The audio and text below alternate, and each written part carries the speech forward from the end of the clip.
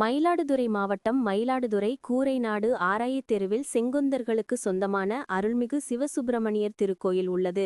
பிரசித்தி பெற்ற ஆலயத்தில் சூரசம்ஹார விழா கடந்த 22ஆம் தேதி கொடியேற்றத்துடன் தொடங்கி 6ஆம் திருநாளான இன்று சூரசம்ஹார விழா வெகு விமர்சனமாக கொண்டாடப்பட்டது. வள்ளி தேவசேனா சமேதரராய் காமாட்சி அம்மன் சன்னதி முன்பு எழுந்தருளி வேல் வாங்கும் நிகழ்வு நடைபெற்றது.